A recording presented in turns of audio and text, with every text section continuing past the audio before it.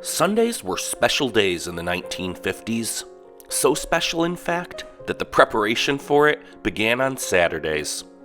Mom washed the kids' hair and put curlers in. She made sure everyone's outfit was clean and pressed. Dad polished all the shoes. Dad also gathered the change to distribute to the kids to put in the offering. The world seemed to slow down on Sundays. It was quieter. It was calmer. It was an entire day devoted to the family.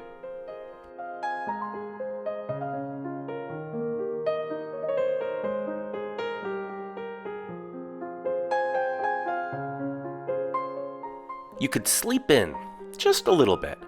Dad was home. You had breakfast together, maybe pancakes, and then you all piled in the family car to head to church.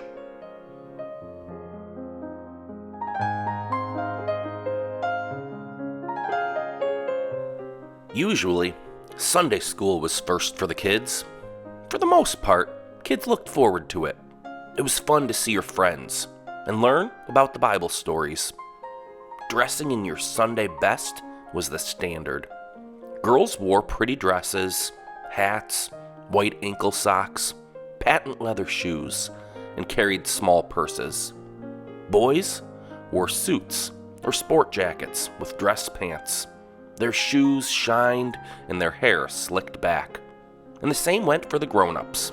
Men sported suits and ties with polished shoes. Women, dresses with pearls and pumps, gloves, and sometimes even hats.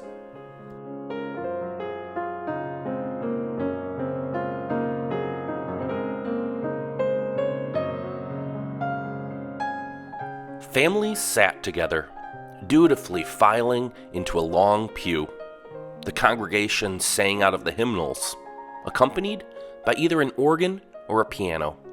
And then you'd listen to the pastor deliver the sermon, often against a backdrop of stained glass. Kids were usually anxious for the service to be over. It was hard to sit still for so long. What was more uncomfortable, the hard wooden pews or the hard shiny dress shoes?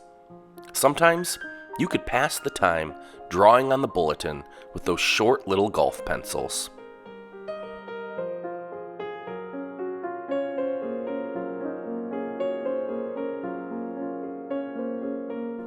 When you finally returned home, usually just afternoon, the smell of that amazing Sunday dinner greeted you.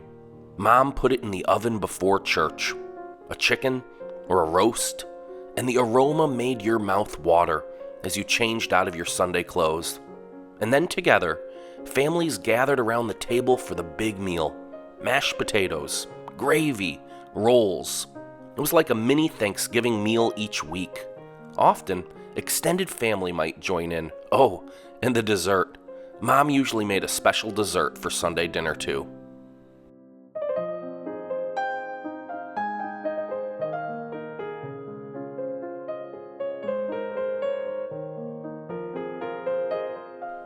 After a leisurely meal, the afternoon possibilities seemed endless. Some liked to read the Sunday paper together. Some men gathered to watch baseball or football. Sometimes you might go just visit some friends or relatives. Kids might play in the yard or ride bikes. Sunday drives were common too. Families explored the countryside, drove to the beach or to the next town over. Sometimes ice cream might be involved too, making it all the more special.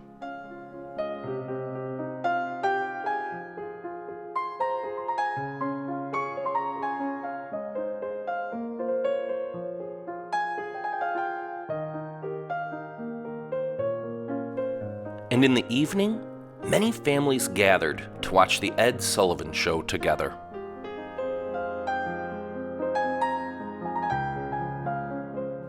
Some states, like Ohio for instance, had what was called a blue law. That meant most of the stores were closed. The term blue law typically refers to the prohibition of alcohol sales on Sundays, but historically, it was regulations intended to preserve the Sabbath by forbidding most labor on that day. Other states had stores open for just part of the day. Most, though, kept it a dry day, meaning you couldn't buy alcohol on Sundays.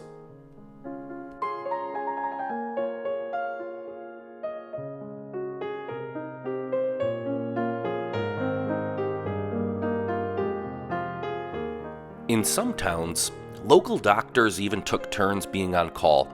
Likewise, the pharmacies took turns staying open, just in case a community member needed an emergency prescription. Sundays was part of culture. People went to church. Families enjoyed the day together. Sundays were sacred.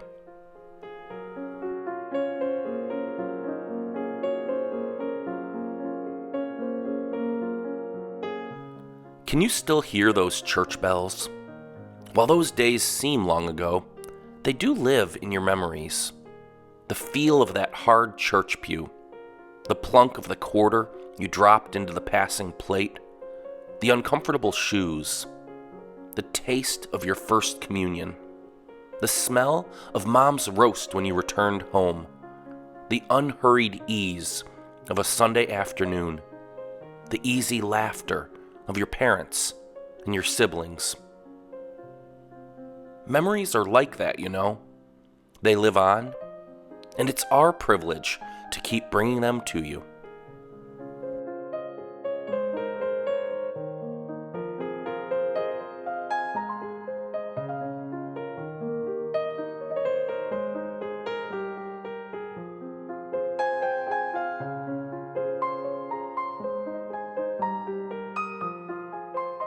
Thanks for watching Memory Mountain.